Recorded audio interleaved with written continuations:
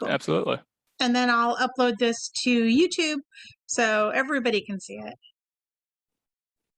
Or I guess I should put it on the Takoma Park Facebook page because apparently everybody's reading that these days. There you go. Yeah. I'm just going to wait until Daryl signs on. He just entered the room. Okay. All right. All right, everyone. My name is Jarrett Smith. I'm the council member for Ward 5. I want to thank everybody for coming out this afternoon. We have a couple special guests with Montgomery County Parks to discuss the construction project, the RED project at Sligo Creek Parkway and Kennebec and Houston Avenue. This meeting is being recorded so that residents can listen to it later today or in the future. I want to thank AJ Campbell for helping organize the Zoom. So please, staff from Montgomery County Parks, take it away and explain to residents what they should see in the next, I guess, later this week. Sure. Good afternoon, everyone. My name is Andrew Tsai, and I'm an engineer with Montgomery County Parks. I notice here that on the call, we also have Mike Zalaski, who's another engineer with Montgomery County Parks. And I believe Daryl is with the city of Takoma Park. Yes. And at some point, my division chief, Andy Frank, is going to be joining as well. But I can give a little bit of a background about what we're going to be doing. So we're planning a few different improvements at this area. My colleague, Kathy Deerstein, who couldn't make the meeting today, is in the process of planning a playground improvement project, which she had a public meeting for in November of 2020. That's sort of a bigger project that's going to be tied in with some work that Mike Zalaski is helping with, and that's reconfiguration of the parking lot for the playground itself. I'm mostly involved in the trail crossing improvements that are going to be at the intersection of Kennebec Avenue and Sligo Creek Parkway. Montgomery County is the first county in the country, actually, a couple of years ago to implement the Vision Zero action plan. If you haven't heard of Vision Zero, it's sort of a overarching goal to completely eliminate pedestrian and automobile deaths by 2030. Many agencies in the county have a role to play in that, including Montgomery County Parks. So as part of our Vision Zero program throughout the county, we're continuously assessing areas that might need improvements.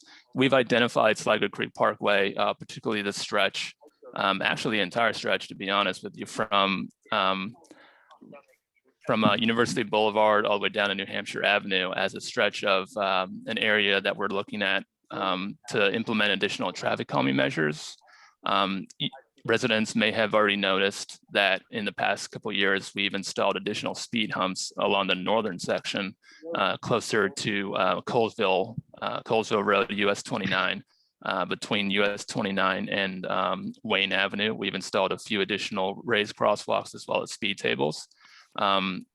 Those are similar, that's basically very similar to the type of improvement we're going to be implementing at Kennebec Avenue. If I have the ability to share my screen, I can actually maybe bring up the sketch. Let me see if I can do that. Looks like I don't have the permission to share a screen right now, but wait, Andrew, one sec. AJ, can we give Andrew permission to share his screen? Yes, I think I just did. Can you give it a shot now? Yeah, let me, okay, now it works. Let me bring it up. Awesome. So hopefully everyone can see the sketch that's up right now. I do want to just point out first that this being a sketch, it's not a full-on construction drawing. So since it's based on an aerial GIS image, some of the lines and property boundaries you may see are actually usually slightly off by a couple of feet. So don't look at the sketch and sort of use it as an indication of where a property boundary is, for example. That will all be. Can you enlarge the image? Oh, sure. Yeah, let me zoom in. Is that a little bit better? Yeah, that's good. That's good. Okay, great. So this is Kennebec Avenue right here. And then Houston Avenue is the one that comes in from the north and then kind of connects connects to Kennebec and then sort of makes this little almost a three-way intersection here. Over here, hopefully you can see my mouse cursor a little. This is the parking lot, and then this is the adjacent playground that we do have. Kathy and Mike are sort of planning future improvements over there as well. Specifically, what we're going to be doing in the next few weeks, if you haven't already seen the VMS signs, those should be going up in the next week or so. There was a little bit of a delay because of the contractor had some issues getting those out there, but we will be posting visual message board signs, just advising people that you should expect work that's going to be happening in this area. At no point will full closure of any of the roads be required, but there might be some temporary traffic flagging or similar maintenance of traffic measures that on-site flaggers will help direct traffic around as needed. But just sort of to describe what we're doing, this is similar to some of the crossing improvements that we're doing throughout the county as part of our Vision Zero program.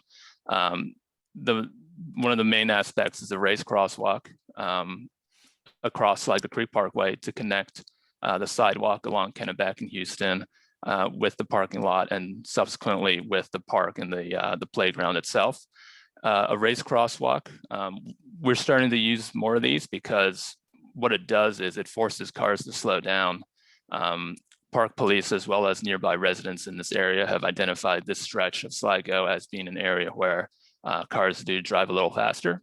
So we do have a goal of trying to slow cars down here to make it a little bit safer for everyone. And we found that a raised crosswalk is an efficient way of doing that. What it basically is, it's a speed table or a speed hump with a flat top. And then on top of the flat top, we just mark a crosswalk basically.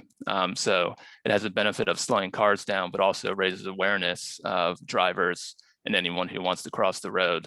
So it usually results in a much safer situation than just either having no crosswalk at all or just having a marked crosswalk, but without a hump there.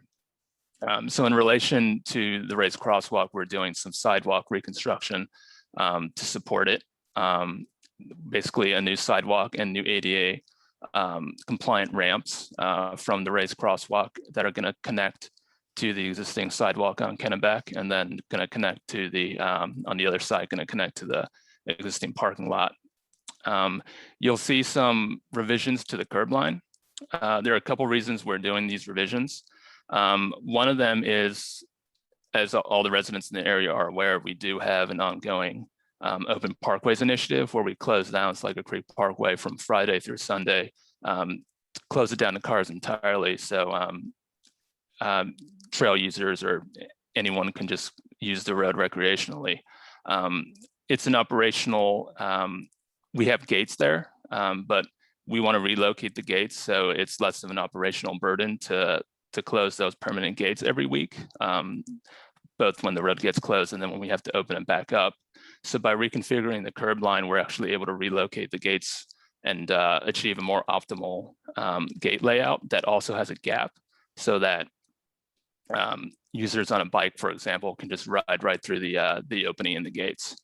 And another subsequent benefit of the curb line revisions is that it does help calm traffic a little bit as well. Both cars that are coming down and then making the left turn, and then cars that are coming up and making a right turn. The curb line revision forces them, because it's slightly more narrow, it forces them to slow down a little bit more. And since there is a crosswalk right here at Houston and Kennebec, that's something we wanted to try to do. And then there's some associated, signage improvements along with that. So that's a very just quick summary of the traffic work itself. My colleague Mike, if there are questions about what's happening in the parking lot, could probably give a little more info on that. Yeah, I can. I can also, if I can share my screen. Yeah, let me Alex out of here. Let me just say, while you guys are doing that shift, I just heard from Andy Frank. He wasn't able to get into the meeting. It said it was restricted access and he wasn't registered. Again, so I can. Through the power of our local business leaders for engaging. Oh, sorry about that. So I think he feels like Andrew and Michael can handle all this, but in the event we need to get him, I can put him on the cell phone. Saber and Associates in Chesterton, Indiana. And somebody's got their speaker on with another thing coming through. Maybe needs some mute.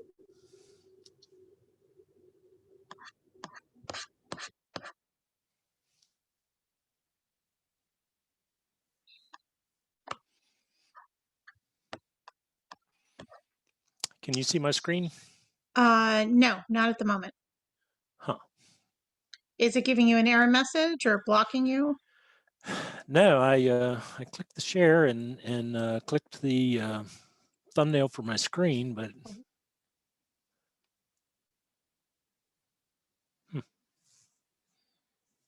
I don't know why it's doing that.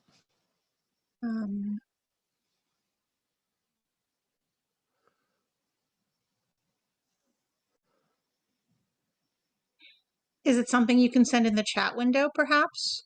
Is it like a PDF or something? Okay, well, unfortunately, this is my first Zoom meeting, so What? yeah, we've used Teams and before, and I am not familiar with how Zoom works.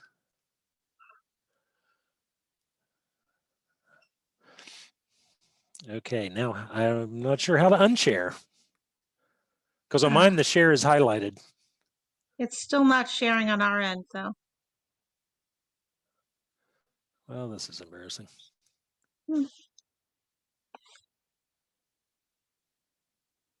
Could you send it to Andrew and Andrew share? Yeah, I should be able to do that. If it's the Mike, if it's the PDF from Matt Edelman, I can probably try to bring it up right now. Okay, it is. Yeah, the 50%. Yeah. Okay. Let me try. Is everyone able to see this PDF? Yes. Thank you. Okay, so on that drawing, you can see the improvements that Andrew just spoke of. And then if you're looking to the south of Sligo Creek Parkway, we're proposing a realignment of the existing asphalt path, and we want to move the playground, make it a little bit larger, and move it a little bit further north away from a chronically wet area. And then we are also changing the location of the parking lot and the way you enter and exit the parking lot. This new alignment will be more in keeping with the parking lots all along Sligo Creek. They'll eventually have this format and not have the separate entrances and exits as the previous one had. This has the benefit of reducing the amount of paved area, which is one of our goals along Sligo Creek.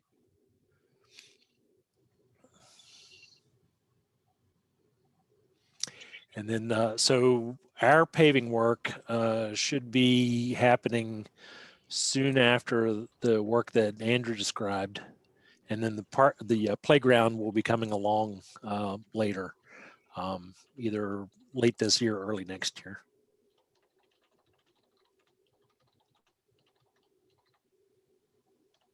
What's the age target for the playground?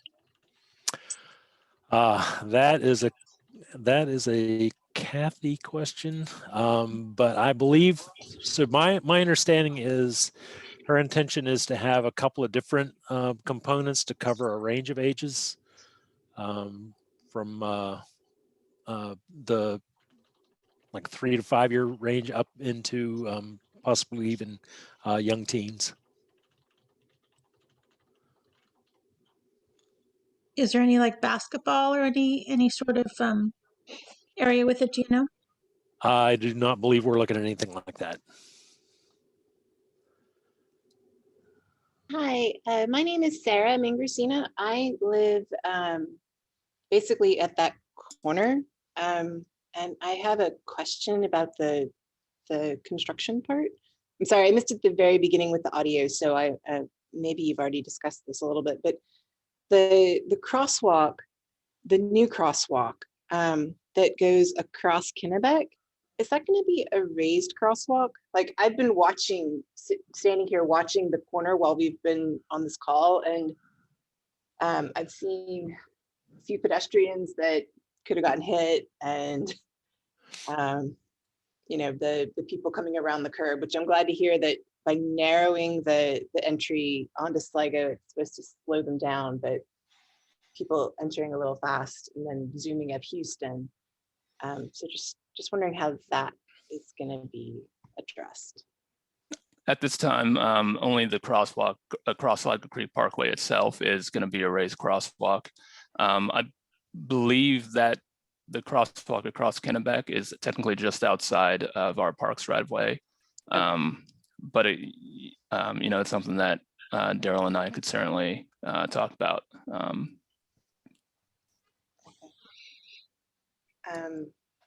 And in terms of line of sight, because at the moment, people that are coming from Kennebec onto to turn to the right or to turn to the left, they kind of have to creep out onto the parkway. Is that being looked at all?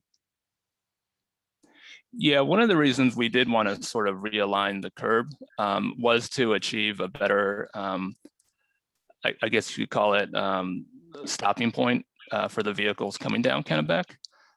So with the revisions to the curb line, we think that that will be actually slightly improved. Okay.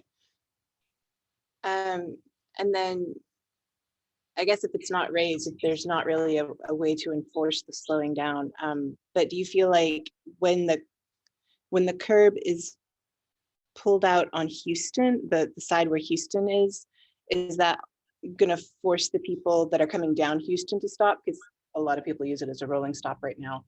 Yeah. Slide down to Sligo Creek or just to like hang a loop to go up Kennebec. Yeah, that's a great point. And that's so what we're doing is actually we're shifting the Houston curb in a little bit. So it forces people who are coming down Houston to actually, you have to slightly turn to the left just as you reach that stop sign. And so you can't as easily just roll through the stop anymore because of the revision to the curb line. Okay. And so if we had a question about the raised curb though, that should be something I should follow up with Daryl after. Sorry, the raised, if we wanted it consideration for the city to possibly make a raised crosswalk, that would be something to talk with Daryl about later offline if I wanted to. Yeah, and I can just follow up on that now. One of the challenges in that location across Kennebec is the road is sloped, which makes for a real difficulty in trying to put in anything raised. Okay. Because the surface of the crosswalk itself has to be level, no more than a 2% slope. Yeah. And so automatically, if you can envision a flat table on a leaning surface, you end up with one side very low, one side very high. We had that same problem at Sligo and Flower. And so it just doesn't work well in locations where you have a sloped street, even a slight slope. Again, these raised crosswalks are 12 feet wide. So if you envision the elevation change over 12 feet at that location of the crosswalk, you're going to end up with a situation that basically it won't really feel like much because we won't be able to raise the lower end high enough because of the, you can't make it a curb, right? It really shouldn't be more than a 3-inch elevation. So it just ends up being really problematic. I'll go out and take a look again, but my hunch is that Kennebec location is just not going to be very conducive to a raised crosswalk because of the slope. But we can go out and put some levels on it and see what kind of grade we have. And if we have something closer to 5 or 6% slope, perhaps we can, take a look at doing something. I know y'all did a lot of work with the new sidewalk a few years back, and that was really appreciated. It's made a big difference for people's access going down Kennebec. Sure. It's just that somehow making that cross between Houston and Kennebec, because like unless you wanted to do a raised crosswalk on both sides of that intersection, all the people that are coming down Houston, it's really tricky for them just to somehow get over there. It's Yeah. really, I think just having a marked crosswalk across Kennebec will be a real great visual cue. So right now there's nothing marked, it's just a stop bar. So if we can't do the raised crosswalk, just having the marked crosswalk will be a huge improvement in terms of pedestrian safety and awareness when you're having to make that crossing. There's buses that come up Houston and, you know, down Sligo and then up Houston, and that's enough room with the increased curb to accommodate the bus, a bus in the process of turning and a car that might be at that stop. It seems somewhat small for that purpose. It is a little bit tighter. The curb is a little bit tighter, but the actual width of the road is staying the same. Okay. And we did actually model bus turn scenarios just to confirm that there wouldn't be any major issues with the revised curb line here. And I guess along that vein, I want to point out on this drawing, so you can see there's another speed hump proposed a little bit over here, a little bit further away. This is going to be installed as part of the parking lot renovation project. So it's going to be a series of improvements all along Sligo Creek Parkway, including even further up at Domer. We're assessing some work there because of that. There's a pretty severe curve there that we want to try to slow speeds down a little bit. So there may be more than just you know, the raised crosswalk on Sligo Creek Parkway at Kennebec is only one piece of the puzzle here, and we're looking at some other improvements along this whole stretch of roadway. That's great news, Andrew. When do you expect to get some type of approval to do these other improvements on Sligo? So the work here at this intersection is imminent. I would expect it to start in the next couple of weeks, and it will take a couple of weeks. The work along further up at Domer, we have programmed in for the next fiscal year, actually. So that would be after June 2020. So I would estimate between June 2020 and probably spring. I'm sorry, June 2021 and spring 2022 for the Domer Avenue improvements. Okay, great. So Andrew, this work that we're looking at now, the crosswalk and the curbway work, we were thinking it was going to start next week, but were you saying it's delayed? I'm going to confirm with our construction supervisor. I know our contractor was actually out last week, so that actually pushed some of the work back a little bit, but I'm going to go ahead and confirm that, and I can email you and anyone else who's interested with a confirmation of when the work might get going for sure.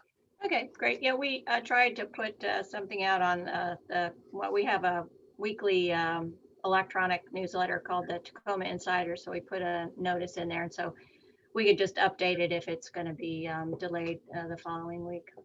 Okay, I will get you that info. Great. Andrew or Daryl, what's happening to the old pad site, the old site where the old equipment was? Can we replace that with something else? Like, is it possible? I'm sorry, what old pad site? So we're relocating the playground to what looks like where the parking lot is now, if I'm generating the shape. But the old playground, can we put something there?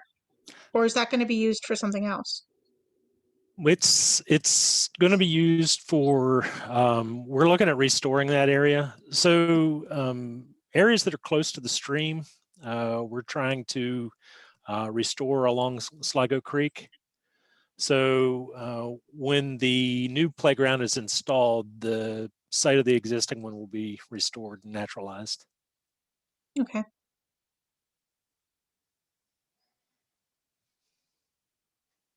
Are there any other questions? On the part of the construction that's going to be done on the roadwork first, what are the plans for, like, I know you said that the roads aren't going to be closed, but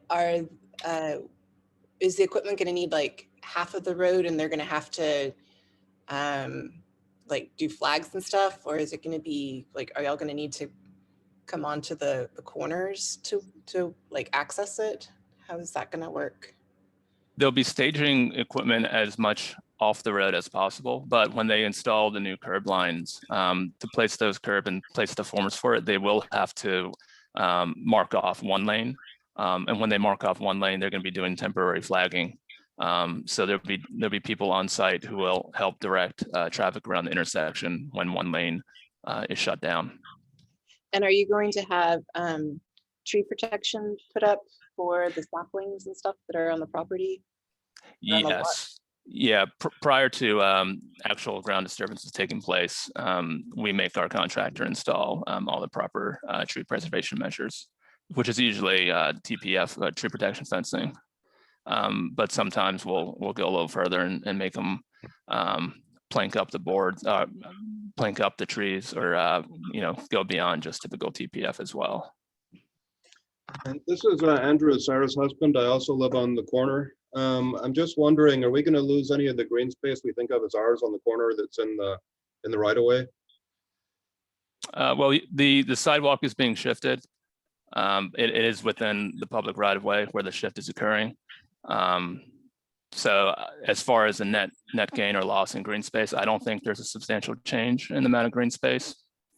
Yeah, I had a question about that too, Andrew, because currently that corner is about, I don't know, 8 or 10 feet wide of concrete. So concrete goes all the way from the curb back to where the sidewalk is. So it's just a big wide swath of concrete. From the design here, it looks as if you're planning to put in a standard sidewalk width, either 4 or 5 feet. Yes. And so that space between the sidewalk and the curb line, are you planning to return that to green space with grass, or? It's going to be grass. Okay. So it won't have the concrete pad that it has now. It'll be more a traditional sidewalk with a curb and green space. That's correct. So if you can see the mouse pointer, basically the area between the old curb and the new curb is going to be grass. I'm talking about the other side, but yeah. Not the bump out that's more extreme, but the south, what would you call that? Yeah, the southwest side there is where the existing sidewalk is. Yeah, where your cursor Over here. is now. Yep. Mm-hmm. Yeah, that's being restored to grass. Okay. So that'll take out some amount of concrete. Are we allowed to request that it, like, does it have to be grass, or could it be like certified native habitat? Or is that something that we as renegade gardeners do? Well, the grass mix needs to meet our park spec for it. So it's usually, off the top of my head, I don't know exactly what the seed mix is composed of, but I know it's typically a mix that's appropriate for natural park areas that have to be maintained. So it's not a wetland mix or anything like that. And then just in terms of maintenance, if it is grass, so would parks ever mow up there, or because the park is really across the street. So I'm just curious if the homeowners will then be expected to mow that grass strip, or what you envision there. I'm actually not sure who maintains that corner right now, but I can check with our operations folks. We've kind of made it our purpose to not have stuff we have to mow. So if it's gonna have to be grass, that was kind of what I was getting at with I'm happy I won't have to shovel as much. That's quite a stretch of concrete. Yeah. Andrew, right now it's all concrete, so there is no grass there. So it'll go from no maintenance, no grass, to if you end up with a grass strip, then that'll kind of be in this no man's land at the corner. The grass might turn into equisetum. Pardon me? The grass might turn into equisetum. Oh, yeah. Well, there you go. I can't tell it from the drawing about how wide that green strip will be. It looks like it might be 4 or 5 feet wide, so pretty substantial. If the preference is to use a material other than grass, we can use, for example, like a gravel stone, or something similar to that wouldn't have to be mowed. I mean, we prefer something more natural for the retaining water and everything, but it was just a question about, is it going to be grass that's like you mow the grass, or is it going to be stuff that's low growing and isn't requiring maintenance kind of stuff? Does that make sense? Yeah, I think the park, the seed mix they're going to be using, it's not a mix that would necessarily grow very fast, but it would need to be mowed on a regular basis. That's okay. I think if we're mowing it, we'll find some kind of ground cover that may turn up there. That works as well.